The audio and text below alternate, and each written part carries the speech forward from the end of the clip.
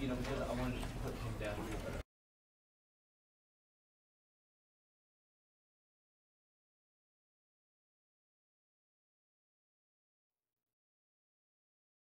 This is the story of a man named Stanley. Stanley worked for a company in a big building where he was employee number 427. Employee number 427's job was simple. He sat at his desk in room 427 and he pushed buttons on a keyboard. Orders came to him through a monitor on his desk, telling him what buttons to push, how long to push them, and in what order. This is what employee 427 did every day of every month of every year. And although others might have considered it soul-ending, Stanley relished every moment that the orders came in, as though he had been made exactly for this job. And Stanley was happy. And then one day, something very peculiar happened. Something that would forever change Stanley. Something he would never quite forget. He had been at his desk for nearly an hour when he realized that not one single order had arrived on the monitor for him to follow. No one had showed up to give him instructions, call a meeting, or even say hi. Never in all his years at the company had this happened, this complete isolation. Something was very clearly wrong. Shocked, frozen solid, Stanley found himself unable to move for the longest time. But as he came to his wits and regained his senses, he got up from his desk and stepped out of his office. All of his co-workers were gone. What could it mean?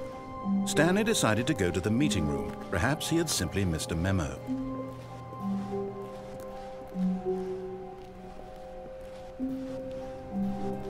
When Stanley came to a set of 2 open doors, he entered the door on his left.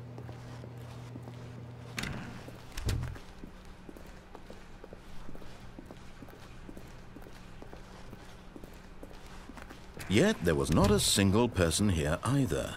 Feeling a wave of disbelief, Stanley decided to go up to his boss's office, hoping he might find an answer there.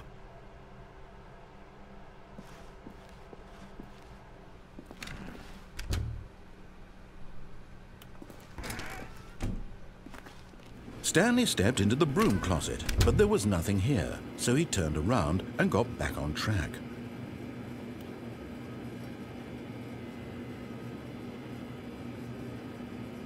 There was nothing here, no choice to make, no path to follow, just an empty broom closet.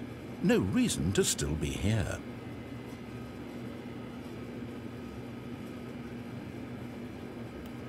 It was baffling that Stanley was still just sitting in the broom closet.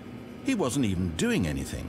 At least if there was something to interact with, he'd be justified in some way. As it is, he's literally just standing there doing sweet FA.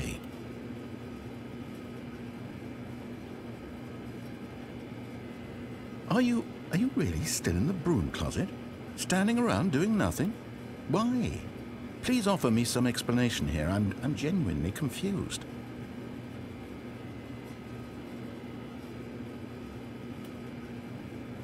You do realize there's no choice or anything in here, right? If I'd said Stanley walked past the broom closet, at least you would have had a reason for exploring it to find out. But it didn't even occur to me because literally this closet is of absolutely no significance to the story whatsoever. I never would have thought to mention it.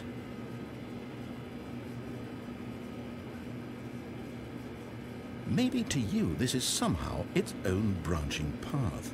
Maybe when you go talk about this with your friends, you'll say, "Oh, did you get the broom closet ending? The broom closet ending was my favorite." I hope your friends find this concerning.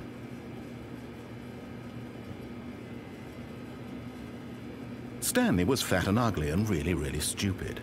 He probably only got the job because of a family connection. That's how stupid he is. That or with drug money. Also, Stanley is addicted to drugs and hookers. Well, I've come to a very definite conclusion about what's going on right now. You're dead. You got to this broom closet, explored it a bit, and were just about to leave because there's nothing here when a physical malady of some sort shut down your central nervous system and you collapsed on the keyboard. Well, in a situation like this, the responsible thing is to alert someone nearby so as to ensure that your body is taken care of before it begins to decompose. Hello? Anyone who happens to be nearby? The person at this computer is dead. He or she has fallen prey to any number of your countless human physiological vulnerabilities. It's indicative of the long-term sustainability of your species. Please remove their corpse from the area and instruct another human to take their place at the computer, making sure they understand basic first-person video game mechanics and filling them in on the history of narrative tropes in video gaming, so that the irony and insightful commentary of this game is not lost on them. All right, when you've done that, just step out into the hallway.